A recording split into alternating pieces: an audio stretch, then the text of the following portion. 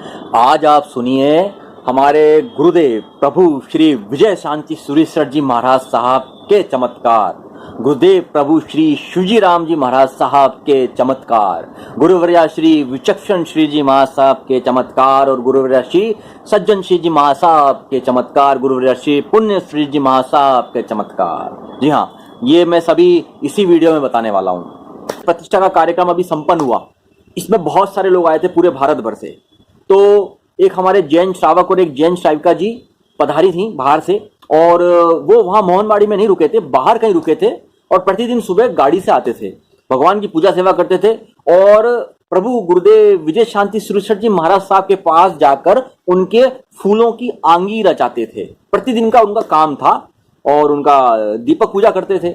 एक बार क्या हुआ, मैं गुरुदेव प्रभु विजय शांति सुरेश्वर जी महाराज साहब का जो अंगुष्ठ है, उनके जो चरणों का, वो बहुत अच्छा बनाया हुआ है, बहुत ही सुंदर और थोड़ा बड़ा भाग है। तो मैं उस अंगुष्ठ के उस बड़े भाग पर जो चंदन पूजा होती है, तो उस पर मैं एकमात्र टीकी नहीं लगाता, मैं उन्हें पूरा का पूरा कवर करता हूं चंदन से। मतलब पूरा एक मेरा मन करता है कि बस गुरुदेव को पूरा वो चंदन का एक पूरा लेप अंगुष्ठ के उस भाग पर मैं लगा देता हूं। तो मेरा ये प्रतिदिन का नियम था। तो एक बार क्या हुआ, उन्होंने अंगुष्ठ के ऊपर उस भाग पर एक फूल रख दिया और बहुत अच्छे तरीके से रखा था। तो मैंने गुरुदेव को, जब मैं गया पूजा करने, तो मैंने गुरुदेव का वो अंगूठा देखता रहा मैं, और गुरुदेव यहाँ तो मैं टीकी लगा नहीं सकता, फूल हिल जाएगा। तो जब मैंने पूजा करने के लिए कटोरी में उंगली डाली और जैसे ही मैंने उठाई, तो वो फूल अपनी जगह से नीचे ढुलक गया। मैं देखता रह गया, गुरुदेव को देखा, फिर फूल को देखा, फिर उनके अंगुष्ठ चरण कमलों को देखा। मैं गुरुदेव को देखता रह गया, गुरुदेव अभी तो आया हूं मैं आपके पास, अभी तो आया हूं मैं आपके पास। फिर मैंने वही किया, फिर वापस जो नीचे ढलका हुआ फूल था उसको वापस रखा, सजाया, गुरुदेव की पूजा करी। ये पहला। दूसरा, गुरुदेव के ऊपर चांदी का छत्र लगा हुआ है मस्तक पर। तो जब वाक से पूजा करते हैं ना, तो वाक से ऊपर डालते हैं, तो वो छत्र बार बार उंगली से अड़ता है, तो वो एक तरह से सही नहीं है। तो मैंने वाक से ऊपर डालना बंद कर दिया था, मात्र गुरुदेव के जो ऊपर मस्तक है वहां पर ही मैं वाकसेप को छुआता था। तो मेरे मन में एक भाव आया कि काश ये छत्र ऊपर हो जाता, और प्रभु कृपा से वो छत्र, मैंने ना किसी को बोला ना कुछ किया, अपने आप ही ऊपर उनको जो छत्र थे उनको ऊपर बांध दिया, थोड़ा सा ऊपर लेके, ऊपर का जो स्थान था ना वो रिक्त हो गया, आराम से ऊपर वाकसेप डाल सकते हैं। ये दूसरा। एक बार क्या हुआ, गुरुदेव की बहुत बड़ी पूजा आयोजित हुई थी, बहुत भक्ति की थी। हमारे संजय जी भाई साहब हैं, वो बहुत जबरदस्त भक्त हैं, मैं उनको देखता रहता हूँ गुरुदेव की भक्ति करते हुए। और ये उनके साथ ही हैं, थोड़े हाइटेड है, मेरे को नाम नहीं मालूम उन भाई साहब का, वो भी बहुत अच्छी भक्ति करते हैं। मैं देखता रहता हूँ, मैं क्या देखता हूँ, गुरुदेव से मेरे ऐसे ही चलता है, गुरुदेव मेरा नंबर कहाँ लगेगा। तो भाई साहब आपके सबसे तगड़े वाले, सबसे जबरदस्त वाले भगत हैं, मेरा नंबर किधर लगेगा। मैं तो बहुत पीछे, पता नहीं आपकी नजर पड़ेगी कि भी नहीं पड़ेगी। मैं एक बार ऐसे ही अकेले बतिया रहा था गुरुदेव से, तो गुरुदेव के यहाँ पर माला पहनी हुई थी फूलों की, उसमें एक यहाँ पर फूल लगा हुआ था माला के अंदर अटका हुआ। तो जब मैंने बोला गुरुदेव दृष्टि डालोगे क्या मुझ पर भी, तो वो माला का फूल नीचे ढुलक गया। बस हो गया, और ढुलक के नीचे आ गया पूरा। तो मैंने बस वो फूल उठाया पर आशीर्वाद के रूप में। अब आ जाइए हमारे गुरुदेव प्रभु श्री शिवजी राम जी महाराज साहब के पास, जिनके नाम पर शिवजीराम भवन है। जी हाँ, और यहाँ पर क्या है कि उस तरफ उनके जहाँ चरण पगलिए बने हुए हैं, बहुत कम लोग पूजा सेवा के लिए जाते हैं, लेकिन मैं नियमित रूप से जाता था। मेरा नियम है, जब मैं पूजा सेवा प्रारंभ करता हूं, तो मैं प्रत्येक स्थान की किए बिना मेरे मन में चैन नहीं आता। कहीं एक का कहीं छूट जाए तो मेरा मन विचलित रहता है, बेचैन रहता है कि मैं वहां छोड़ के आ गया पूजा, उनकी सब जगह कर लिया, तो ये इक्वलिटी नहीं हुई ना। तो मैं गुरुदेव के पास जाता हूं, और गुरुदेव का जो कक्ष है, वहां जो किवाड़ लगे हुए हैं, उसमें जो कुंडा लगा हुआ है, उससे मैं खटखटाता हूँ 3 बार, अनुमति लेता हूँ अंदर जाने के लिए। जैसे हम साधु साधु भगवंतों के पास जाते हैं तो अंदर कक्ष में होते हैं तो अनुमति लेते हैं, तो ये तो सीनियर है, इनका तो प्रमोशन हो चुका है, तो अनुमति तो बनती है। तो ठक ठक ठक 3 बार बजा के मन में अनुमति लेकर अंदर आता हूँ, और फिर घूमता हूँ। इधर स्विच है, तो स्विच ऑन करता हूँ लाइट जलाने के लिए। तो ऐसे ही ये मेरी नित्य क्रिया चल रही थी पूजा सेवा की।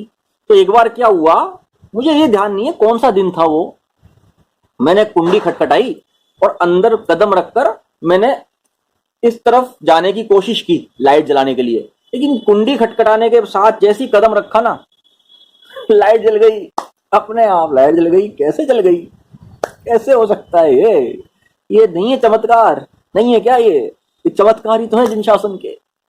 मैंने घूमने से पहले लाइट जल, मैंने कदम रखा, लाइट जल गई। मैं देखता रह गया, भाई ये क्या हो रहा है मेरे साथ। आ जाओ आप विचक्षण श्री जी महाराज साहब के पास। मैं उनकी एक बार पूजा सेवा की थी मैंने, पूरी खूब अच्छे से पक्षाल सेवा सब की थी प्रतिमा जी की। जब प्रोग्राम यहाँ पर चल रहा था, प्रतिष्ठा का कार्यक्रम अभी संपन्न नहीं हुआ था, तो मैं जब भी विचक्षण श्री जी महाराज साहब के पास जाके उनकी पूजा सेवा करता, तो उनका जो प्रतिमा का जो स्वरूप है उस पे ब्लैक स्पॉट्स जैसे जो पाषाण में होते हैं वो उभरे हुए थे, मतलब दिखते थे। तो मेरे मन में आता था कि सारी प्रतिमा जी श्वेत हैं, कितनी अच्छी अच्छी हैं, आपके में ये ब्लैक स्पॉट्स अच्छे नहीं लगते। तो मेरे मन में क्या आता था, इस पर मेरा मन करे ना तो मैं इस पे है ना पूरा एक सफेद पुट्टी जैसा मैं एक लेप कर दूं, सफेद पुट्टी जैसा एक लेप कर दूं। और मेरे मन में ये आया और कुछ दिन बाद वो सफेद पुट्टी जैसा लेप उनके प्रतिमा जी पर हो चुका था। सुन लिया उन्होंने और किसी के मन में भाव डाल के करवा दिया है। ये इनके साथ का चमत्कार। अब आ जाओ सज्जन श्री जी महाराज साहब के पास।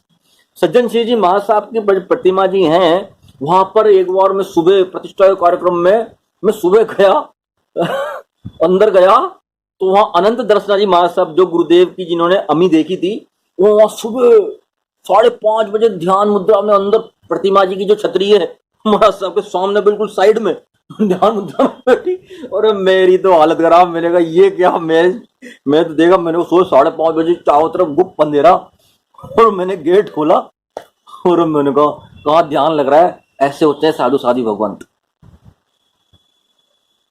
है ना। तो जैसे गेट खुला आवाज हुई तो उन्होंने पीछे देखा तो मेरी तो कलेजा धड़क धड़क धड़क धड़क हो रहा कलेजा मेरा।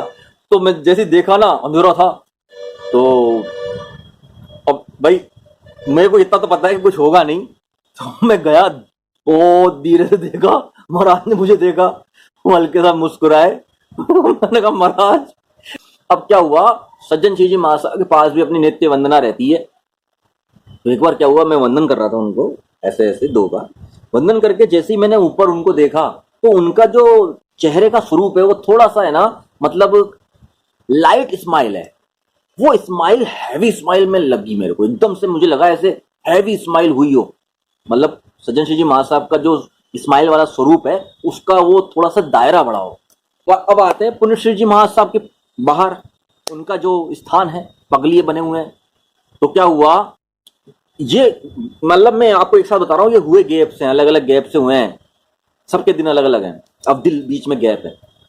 तो मैं पुण्य श्री जी महाराज साहब को वंदन कर रहा था, तो क्या हुआ, सब जगह के हो चुके थे, मेरे मन में ऐसे ही आ गया महाराज साहब आपका चमत्कार कब देखूंगा।